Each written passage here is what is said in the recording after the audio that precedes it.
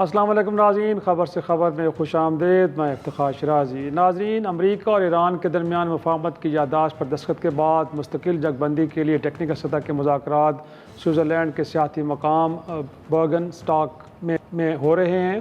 ایرانی وفد گزشتہ روز پاکستان کے وزیر داخلہ محسن نقوی کے ہمراہ سوئٹزرلینڈ پہنچ گیا ہے، جبکہ وفد کی سربراہی ایران کے اسپیکر محمد کالیباف کر رہے ہیں، جبکہ دیگر حکام میں وزیر خارجہ عباس عراقچی شریک ہیں۔ پاکستان اور قطر بھی بطور ثالث اس مذاکراتی عمل میں شریک ہے، جبکہ قطر کا اعلیٰ سطح وفد پہلے ہی سوئٹزرلینڈ میں موجود ہے اور پاکستان کی جانب سے وزیر اعظم شہباز شریف کی سربراہی میں بھی اعلیٰ سطح وفد اس وقت سوئٹزرلینڈ میں موجود ہے، جس میں دیگر اعلیٰ حکام کے علاوہ chief of defence forces field marshal Syed Asim Munir بھی شامل ہیں۔ ناظرین، امریکی وفد کی قیادت نائب صدر جی ڈی وینس کر رہے ہیں۔ اس مذاکراتی عمل میں مشرق وسطی کے لیے امریکہ کے خصوصی نمائندے جو president of U S A کے ہیں اسٹیو وٹکوف، اور پھر صدر ٹرمپ کے داماد جیرڈ کشنر بھی بات چیت کا حصہ ہوں گے۔ ناظرین، کئی ممالک کے سفارتکار بھی اس مذاکراتی عمل کے دوران سوئٹزرلینڈ میں موجود رہیں گے۔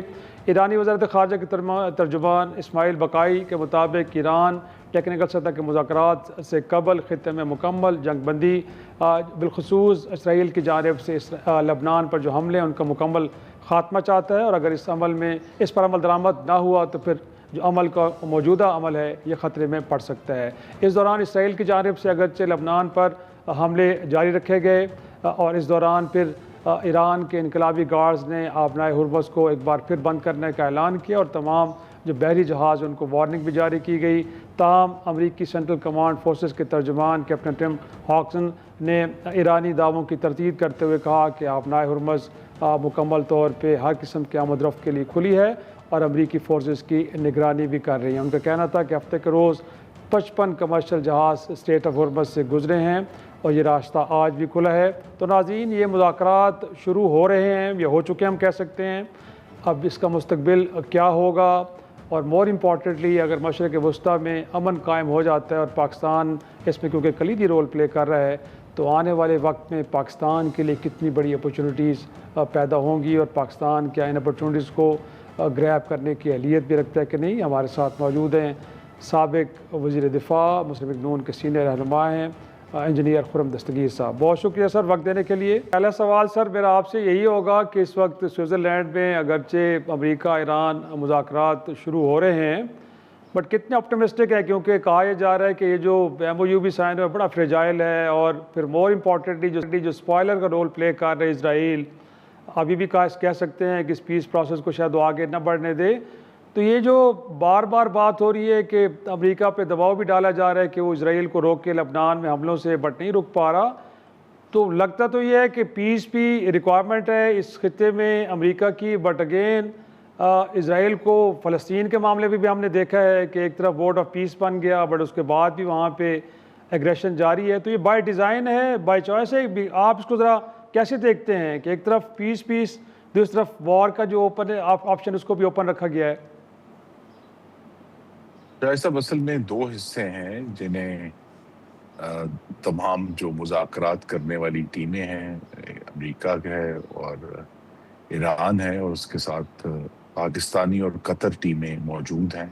پاکستان کے وفد کی قیادت جو ہے وزیر اعظم شہباز شریف اور فیلڈ مارشل عاصم منیر کر رہے ہیں۔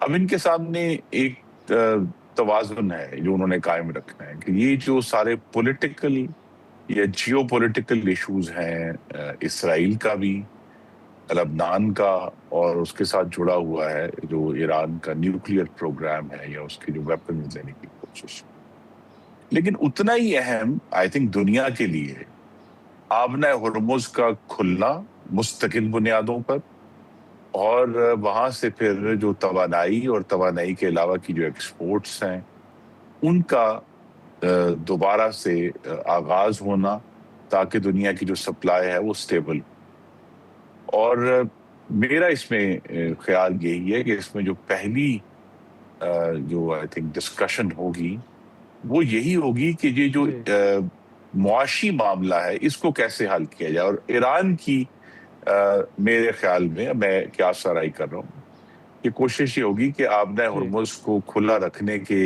عوض وہ اپنے لیے کوئی کنسیشنز حاصل کریں، یا تو ان کے جو بہت عرصے سے منجمد پیسے پڑے ہوئے ہیں، ایک بڑی خطیر رقم ہے امریکہ میں، اس میں سے کچھ وہ حاصل کریں، جی یا پھر اپنے اوپر کچھ پابندیاں ہٹوانے کی کوشش کریں. کیونکہ اگر جو آئی تھنک اہم جو چوائس ہے ایران کے سامنے بھی زیادہ، اور امریکہ کے سامنے تو ہے ہی، وہ کلیئرلی ہے کہ ان کی پریفرنس کیا ہے، وہ یہی ہے کہ کیا وہ آبنائے ہرمز کو مستقل طور پہ لیوریج استعمال کرنا چاہتے ہیں لبنان میں اسرائیل کے خلاف. تو اگر تو وہ جی ایک طرف معاشیات ہے، دوسری طرف جو ہے وہ جیو پالیٹکس ہے، اگر تو وہ آپس میں کلیش کریں گے تو اس کا سولوشن اتنا آسان نہیں ہے. لیکن اگر جو ہے وہ یہ، اور مجھے نظر آیا جو کہ آج جو ایرانی وفد نے گفتگو بھی کی، انہوں نے 5 سے 6 بلین ڈالرز کا ذکر کیا ہے، تو اگر اس کے اوپر کوئی پیش رفت ہو جاتی ہے، اور جو پہلے میرے خیال میں پیش رفت پہلی جو ہے وہ معاشی معاملات پر ہی ہوگی، دوسرے جو ایشوز ہیں وہ بڑے مشکل ہیں. کیونکہ اسرائیل جو ہے اس نے واضح طور پر کہا کہ جی میں نے تو دستخط نہیں کیے اس پہ، تو میں تو باؤنڈ نہیں ہوں. لیکن ساتھ ہی اگر آپ کے ناظرین نے دیکھا ہو تو ایرانی جو سپریم لیڈر ہیں مجتبیٰ خامنائی، انہوں نے بھی تھوڑا سا اپنے آپ کو فاصلہ دیا ہے اس ایم او یو سے. تو اس کی وجہ سے وہ جو سیاسی معاملات ہیں وہ مشکل ہیں. معیشت پر فوکس کریں گے، اور معیشت والا معاملہ اگر حل ہوتا ہے کہ امریکہ اگر کسی کچھ اماؤنٹ پر راضی ہو جاتا ہے اور اس کے اگینسٹ آبنائے ہرمز مستقل کھلتی ہے، تو پھر ایک کانفیڈنس کریٹ ہوگا جو ان سیاسی معاملات کو حل کرنے میں بھی مدد کرے. اور انفیکٹ دیکھا جائے تو اس سارے معاملے میں جیسے آپ فرما رہے ہیں کہ پاکستان نے بڑا کلیدی رول پلے کیا ہے، بٹ خود خطے کے دیگر ممالک کو آپ کیسے دیکھتے ہیں؟ کیونکہ قطر بھی اب اس سارے عمل میں شریک ہو چکا ہے، تو مشرق وسطیٰ میں بھی اب یہ سوچ پائی جا رہی ہے آپ کے خیال میں کہ اب اس تنازع کو حل ہونا چاہیے، اور ایک نیو ریالٹی ہے ایران اس خطے کے اندر، اب اس کو ایکسیپٹ کر کے اس کے ساتھ تعلقات کو بہتری طرف لے کے جانا چاہیے؟ کیونکہ جے ڈی وینس صاحب بھی جو پرائم منسٹر کے ساتھ شہباز شریف صاحب کے ساتھ کھڑے ہو کے جو پہلا انہوں نے پریس کانفرنس کی ہے سوئٹزرلینڈ میں، وہ بھی یہ فرما رہے ہیں کہ ہم چاہیں گے کہ اس خطے کے اندر ممالک کے درمیان تعلقات میں کوئی بہتری آئے اور معیشت آگے بڑھے. دیکھیے وہ تو یہ چاہیں گے، کیونکہ یہ بات اس جنگ نے بہت سارے اس سے نتائج نکلے ہیں، لیکن ایک نتیجہ یہ نکلا ہے کہ امریکہ اپنا ہرمز کو کھلا رکھنے کے لیے یک طرفہ طور پر اپنا بحری بیڑا وہاں اتارنے کے لیے تیار نہیں تھا اور نہ ہے. اس کا مطلب یہ ہے کہ جو مشرق وسطیٰ کی جو تصویراتی اہمیت ہے، اسٹریٹجک امپورٹنس ہے، وہ امریکہ کی نظر میں گھٹ گئی ہے. اور درست ہے، کیونکہ امریکہ اب تیل اور گیس مشرق وسطیٰ سے نہیں خریدتا، اس کی اپنی سپلائی شیل گیس اور شیل آئل کی وجہ سے بہت وافر ہے، بلکہ امریکہ اس وقت ایکسپورٹر ہے ان دونوں چیزوں کی.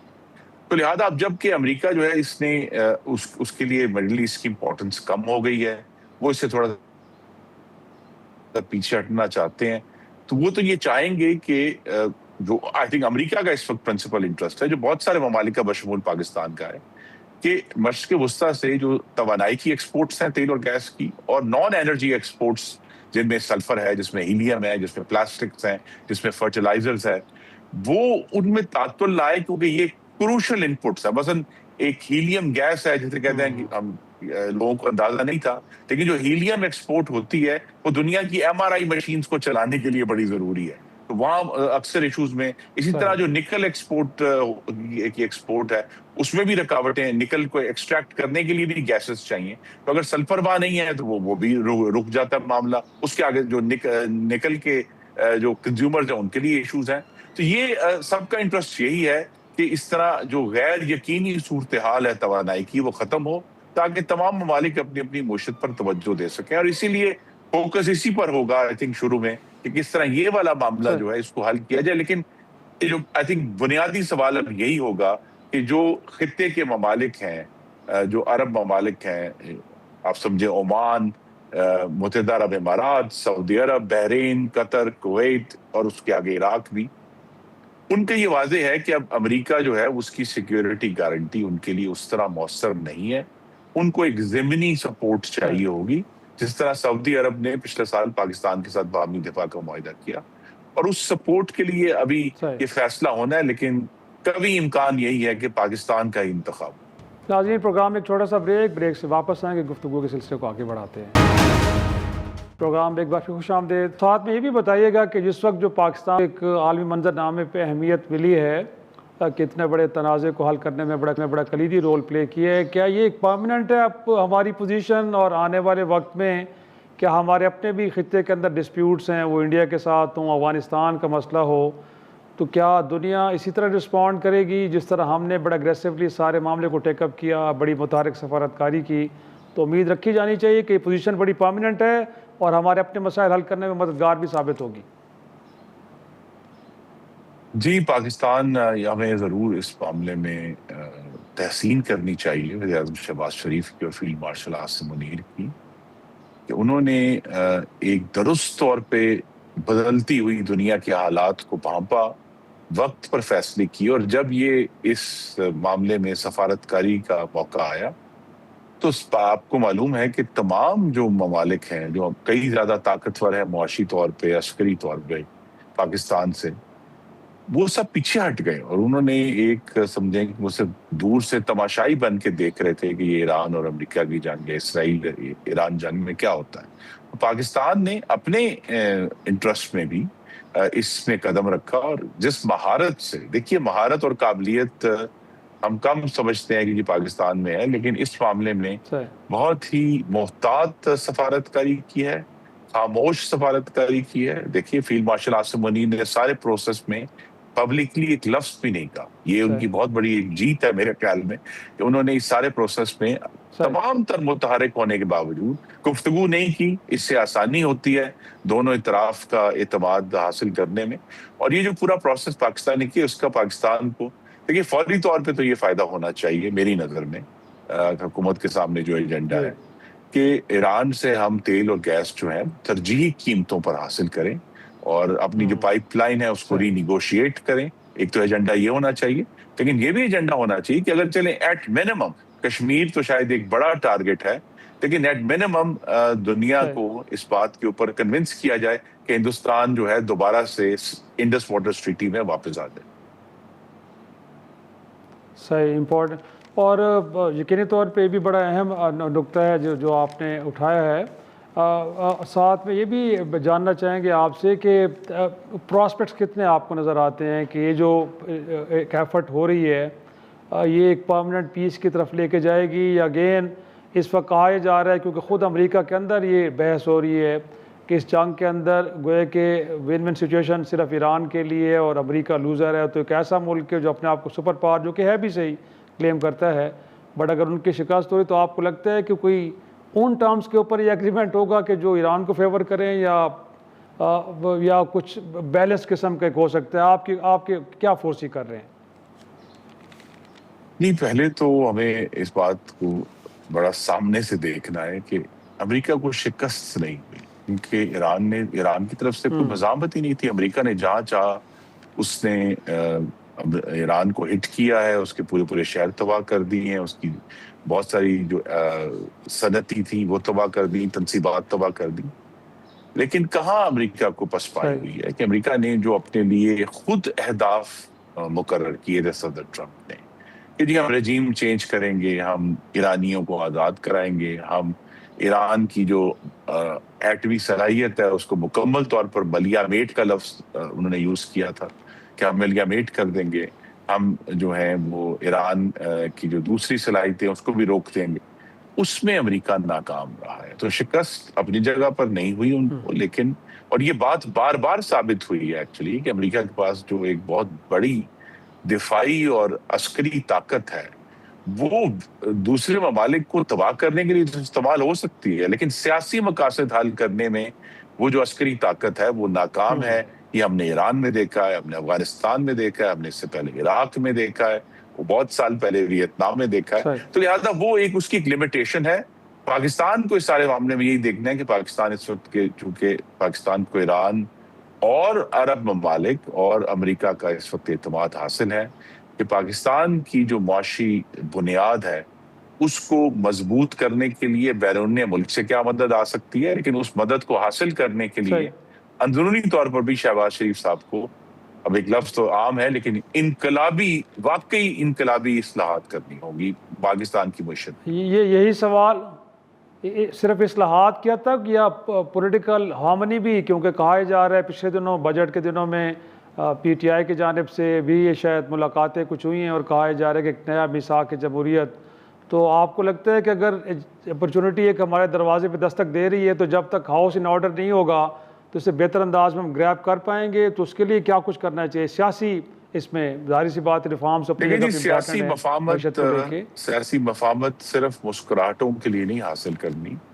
سیاسی مفاہمت کی اگر ضرورت ہے تو وہ اس لیے ہے کہ ہمیں دہشت گردی، یہ اب قومی ہمارا ایک مقصد ہے کہ دہشت گردی کو فیصلہ کن شکست دینی. ہم ہر 10 سال بعد ایک دہشت گردی کے خلاف نئی جنگ لڑنے کے متحمل نہیں ہو سکتے.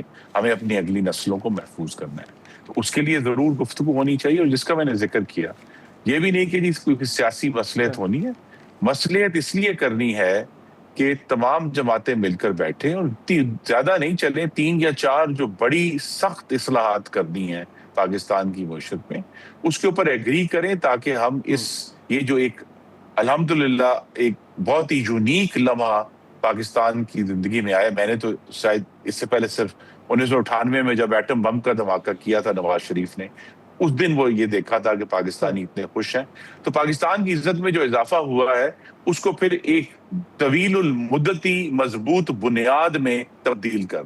صحیح، بہت شکریہ خرم دستگیر صاحب، ایک وزیر دفاع ہم سے گفتگو کر رہے تھے. ناظرین ایک چھوٹا سا بریک لیں گے اور معیشت اس کے بعد آپ جب واپس آئیں گے تو معیشت کی صورتحال، حکومت وقت جو کلیم کر رہی ہے کہ بڑا ایک ایکسپورٹ لیڈ بجٹ پیش کیا گیا وہ کس حد تک درست ہے، گفتگو کریں گے ایک بریک کے بعد. پروگرام میں ایک بار پھر خوش آمدید. ناظرین، ملک میں غربت کی شرح بڑھ کر 28.9% تک ہو گئی ہے. گویا گزشتہ 6 برسوں میں مزید 72 لاکھ لوگ غربت کی لکیر سے نیچے چلے گئے ہیں، جبکہ بے روزگاری 21 سال کی بلند ترین سطح پر جا پہنچی ہے. ملک میں 60 لاکھ افراد بے روزگار ہیں اور ان میں زیادہ تر 15 سے 29 سال کی عمر کے افراد شامل ہیں. پاکستان کو دنیا کے 148 آلودہ ممالک میں آلودہ ترین ملک شمار کیا جاتا ہے، جبکہ ملک میں تعلیم کے لیے بجٹ گزشتہ 2 برسوں میں نصف کمی کے ساتھ 0.8% ہو گیا ہے، جو کہ علاقائی ممالک میں سب سے کم ہے. حالانکہ اقوام متحدہ کی جانب سے جی ڈی پی کا کم سے کم 4 سے 6% تعلیم کے لیے مختص کرنے کی سفارش کی گئی ہے. پاکستان کی تیزی سے بڑھتی ہوئی آبادی، غربت، بے روزگاری، تعلیم اور خواتین کے معاشی اور معاشرتی معیار میں گراوٹ پاکستان کی معیشت کی زبوں حالی کی واضح ثبوت ہے. یہی وجہ ہے ناظرین کہ گلوبل ہیومن انڈیکس میں پاکستان کی جو رینکنگ ہے دنیا میں 2020-21 کے میں جو 161ویں نمبر پہ تھی وہ اب گر کے 168ویں نمبر پر پہنچ چکی ہے. لیکن پھر بھی ملک کے وزیر خزانہ نے گزشتہ روز بجٹ پر بحث سمیٹتے ہوئے کہا کہ موجودہ بجٹ مثبت اور پرو گروتھ ہے، اور ساتھ میں ان کا خیال یہ ہے کہ اس کے نتیجے میں پاکستان کی ایکسپورٹس بھی بڑھیں گی. جی ہمارے ساتھ اس وقت موجود ہیں institute of business administration Karachi کے ایگزیکٹو ڈائریکٹر ڈاکٹر اکبر زیدی صاحب. بہت شکریہ سر وقت دینے کے لیے. سر جاننا یہ چاہوں گا کہ جو اس وقت بجٹ آیا ہے اس کو لے کے ہم اگر دیکھیں تو جو انڈیکیٹرز ہیں وہ تو سارے کوئی اتنے اچھے نہیں ہیں. غربت کی شرح میں اضافہ ہوا ہے، بے روزگاری بڑھی ہے، انفلیشن کے فگرز بھی ہائی سائڈ پہ کھڑے ہیں. بٹ جو ہمارے وزیر خزانہ صاحب ہیں وہ تو یہ کلیم کر رہے ہیں کہ جی یہ بڑا ایک گروتھ پرو گروتھ اور ایکسپورٹ لیڈ ایک بجٹ ہے، اور جو وہ اگلے سال کے لیے فگرز دے رہے ہیں وہ بھی بڑے ایک طرح سے اپنی طرف سے تو بڑے امید افزا دے رہے ہیں. بٹ آپ کو لگتا ہے کہ جو پکچر پیش کی گئی ہے اس وقت معیشت کی واقعی بھی بڑی درست ہے؟ اگرچہ وہ کہہ رہے ہیں کہ جی ہم نے اسٹیبلٹی تو حاصل کر لی ہے، بٹ یہ جو ریجنل کچھ امپیکٹ تھا جیسے مشرق وسطیٰ کی وار، اس کو لے کے جو ٹارگٹس تھے ہمارے گروتھ کے وہ ہم اچیو نہیں کر پائے، تو کیا کہیں گے سر؟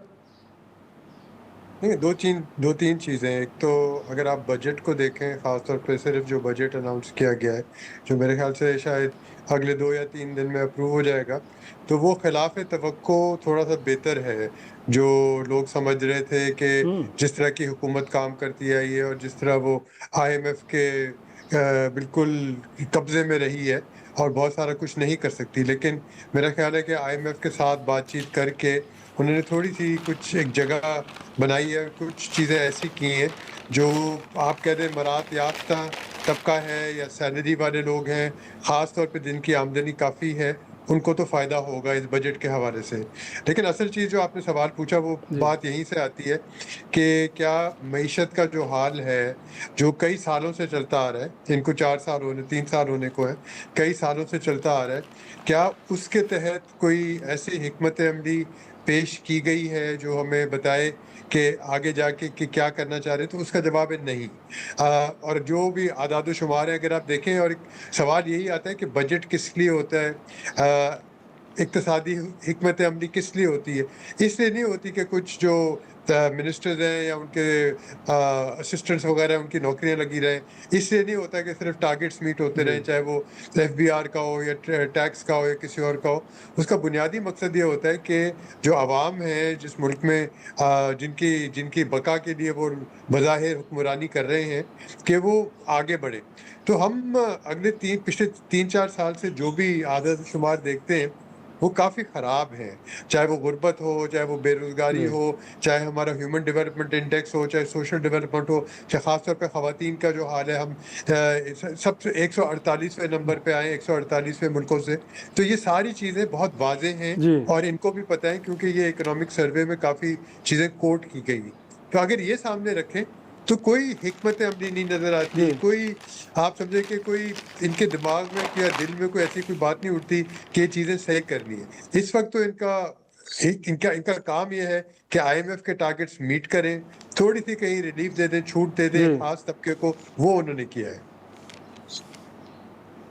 لیکن اگین سر جو آپ نے فگرز بھی پیش کیا ہے کہ گویا کہ پچھلے 6 برسوں میں ہم نے مزید 72 لاکھ لوگوں کو غربت کی لکیر سے نیچے جا دھکیلا. ساتھ میں آپ دیکھیں کہ جو بے روزگاری کی غربت کی شرح وہ تو 28% سے اوپر چلی گئی. ساتھ میں کوئی 60 لاکھ لوگ سر بے روزگار ہیں، اس میں بھی جو بریکٹ 15 سے 29 سال کی ہے وہ سب سے زیادہ لوگ وہ ہیں. اور ساتھ میں دیکھا جائے تو IMF پروگرام تو ہم نے لیا ہے، بٹ انڈیکیٹرز گویا کہ ہر سیکٹر کے اندر چیزیں بجائے اوپر جانے کے نیچے گئی ہیں. اور جو گروتھ ہماری کہیں ہم نے 6.33 پہ تھی اس پروگرام سے پہلے، وہ اب 3.7 پہ آگے کھڑی ہو گئی ہے. تو خرابیاں کہاں پہ، پرابلمز کہاں پہ جن کو ایڈریس ابھی تک نہیں کیا جا رہا آپ کے خیال میں؟ دیکھیں، یہ آپ جو اعداد و شمار پیش کریں بالکل ایسے ہی ہیں، اور جیسے میں نے کہا تھا کہ کوئی واضح کوئی شکل نہیں نظر آ رہی کہ ان کو صحیح کرنے کی ضرورت ہے. دیکھیں، ایک طریقہ جو ہوتا ہے جس میں بہت سارے لوگ کہتے ہیں بالکل غلط ہے کہ وہ ترقیاتی اخراجات جسے کہتے ہیں پبلک سیکٹر ڈیولپمنٹ پروگرام، عام طور پہ اس میں ایک تو خیر کرپشن بہت ہوتی ہے، کہا گیا ہے دیکھا گیا ہے کرپشن بہت ہوتی ہے، لیکن اکثر جہاں سرکاری اخراجات ہوتے ہیں تو آہستہ آہستہ اس کے ساتھ جو ہے پرائیویٹ سیکٹر بھی آ جاتا ہے، روزگار بڑھتا ہے.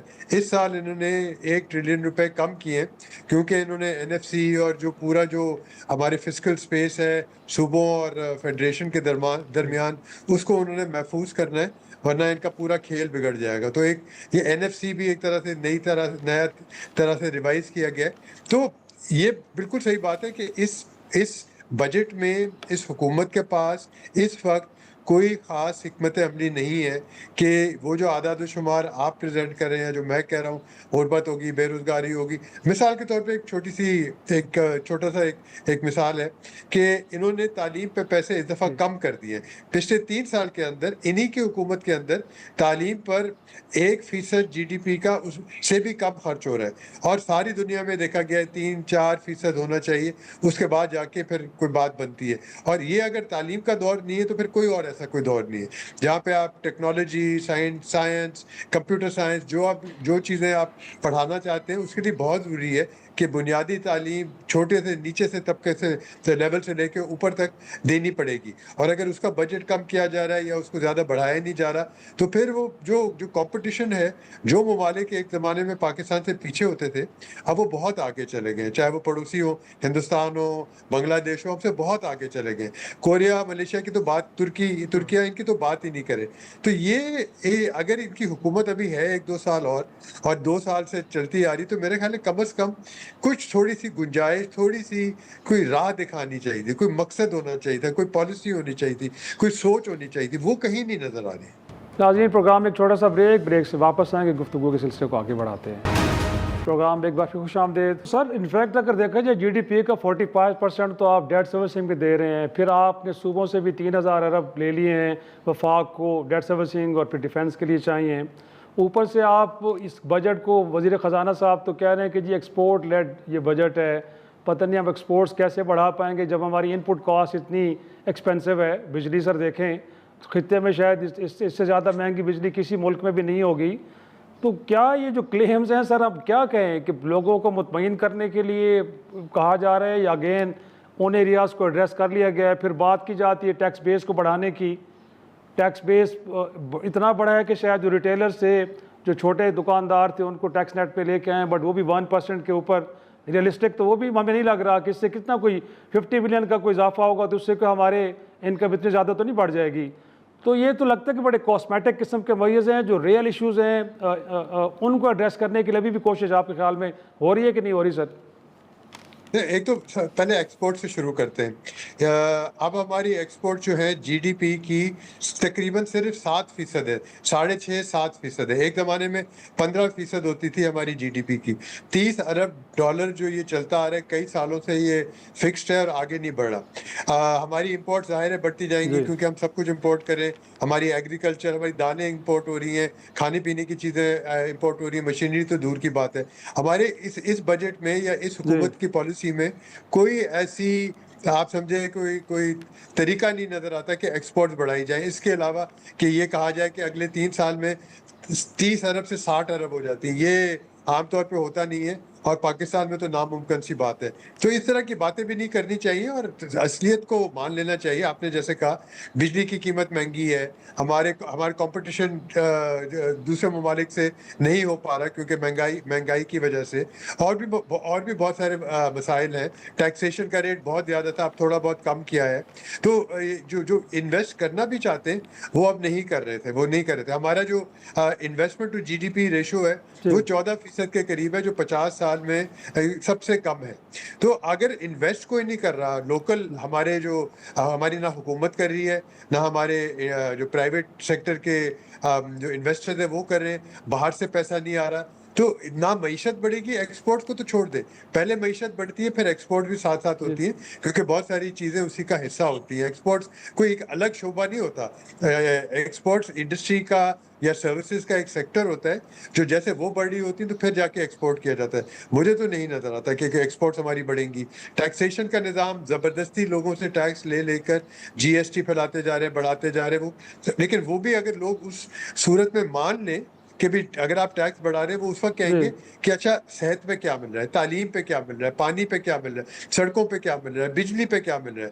اور اگر وہ چیزیں کوئی ذرا بہتر ہوئی تو پھر لوگ زیادہ ٹیکس دینے کے لیے تیار ہوتے ہیں. ہمارے یہاں تو ٹیکس لیا جاتا ہے، اس کے عوض وہ قرضے واپس کیے جاتے ہیں یا قرضے بڑھائے جاتے ہیں. کوئی آپ ڈیولپمنٹ، سوشل سیکٹر، کوئی ڈیولپمنٹ کا کام نہیں نظر آتا جو ٹیکس سے ہوتا ہے. صحیح. اور انفیکٹ میں آپ کو کہیں پڑھ رہا تھا اور آپ کا خیال یہ ہے کہ پاکستان جو political economy is built on opportunistic alliance and immediate gratification and extracting rents. Sir تھوڑا سا پبلک کنزمپشن کے لیے بتائیں کہ آپ کہنا کیا چاہ رہے ہیں کہ پاکستان کی جو پولیٹیکل اکانومی ہے اس کے آبجیکٹیوز ہیں کیا؟ گویا کہ صرف ایلیٹ کو بینیفٹ کرنا. ہم نے دیکھا ہے کہ آئی ایم ایف پروگرام کے نیچے جو امپیکٹ آیا ہے، اکانومی سلو ڈاؤن ہوئی ہے، انفلیشن بڑھی ہے، اپنی تنخواہیں تو 150 گنا بڑھا دی گئی ہیں، بٹ عام ملازمین کے لیے 7%، 3.5% پینشن میں اضافہ.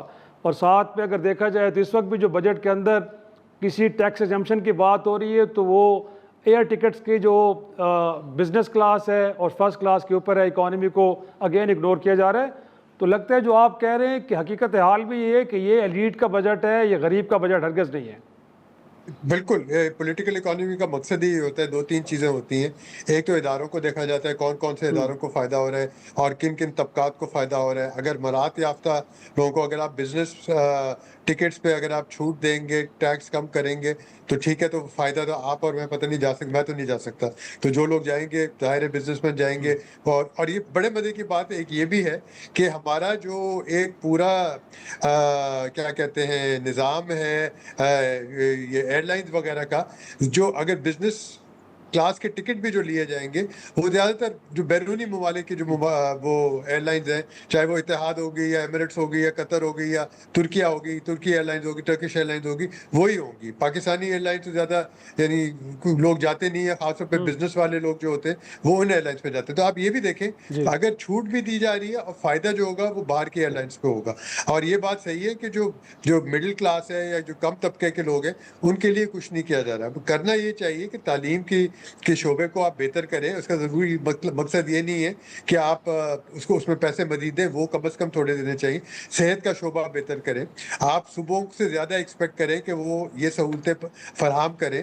तो ये कि मिडिल क्लास को या अपर मिडिल क्लास को जो बिजनेस क्लास के टिकट है उसमें छूट दे देना, या जो जिनकी तनख्वाह ज़्यादा है उनको थोड़ा टैक्स उनके लिए कम कर देना, ठीक है, हो सकता है वो यहाँ पे पाकिस्तान में थोड़ा खर्च करें, लेकिन जो आम लोग हैं उनकी जेब में नहीं जाता। अच्छा, आप इन्फ्लेशन की जो बात करें, आपने पहले भी बात की थी, इन्फ्लेशन इतना ज़्यादा बड़ा नहीं है। ये पिछले 3-4 महीने में हुआ है आर्जी तौर पर, और अब ये थोड़ा बहुत तेज़ी से कम हो जाएगा। अगर 74 रुपये एक दिन में अगर पेट्रोल की कीमत होती है कम, तो अगले 2-3 महीने में थोड़ा सा इसको कम हो जाना चाहिए इन्फ्लेशन को भी।